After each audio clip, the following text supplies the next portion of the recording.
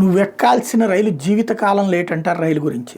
అట్లాగే న్యాయస్థానాల్లో గెలిచినోడు ఇంటికి వెళ్ళి ఏడుస్తాడు, ఓడినోడు అక్కడే కూర్చుని ఏడుస్తాడు అంటారు. మర్డర్ కేసులోనైనా అంతే, అలాగే దాన్ని ఏమంటారు సివిల్ కేసుల్లోనైనా అంతే.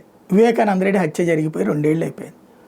కేసులో ఇంతవరకు విచారణ కూడా ప్రారంభం కాలేదు. పాపం మొన్న సునీత పిటిషన్ కూడా వేసింది అర్జెంటుగా విచారించమని. కానీ ఏళ్ల తరబడి దశాబ్దాల తరబడి హత్య కేసులు అట్టాగే ఉండిపోతున్నాయి. ఇంకోటి నిందితుడికి హక్కులు ఉంటాయి, ఆ హక్కుల ప్రకారం దాని మీద రివ్యూలా ఇంకోట నడుస్తూనే ఉంటాయి. ఇప్పుడు చూడండి, మాజీ మంత్రి వివేక హత్య కేసులో కీలక సాక్షిగా ఉన్న వాచ్మెన్ రంగన్న బుధవారం మృతి చెందాడు. 70 ఏళ్ళు ఆయనకి. ఉబ్బసం శ్వాసకోశ వ్యాధులతో కొంతకాలంగా బాధపడుతున్న ఆయన 2 వారాల కింద పడ్డాడు. అప్పుడు కాలికి గాయమైంది. అప్పటి నుండి తీవ్ర అనారోగ్యంతో బాధపడుతూ పులివెందులోని ఇంటి దగ్గరే ఉంటారు. బుధవారం మధ్యాహ్నం ఊపిరాడర్ లేదని తెలపడంతో కుటుంబ సభ్యులు రక్షణగా ఉన్న కానిస్టేబుల్ కడప రిమ్స్కి తరలించారు. అక్కడ సాయంత్రం మృతి చెందినట్టు వైద్యులు చెప్పారు. విషయం తెలుసుకున్న పులివెందుల డీఎస్పీ మురళీనాయక్ రిమ్స్కి వచ్చి వైద్యుల నుంచి వివరాలు తెలుసుకున్నారు.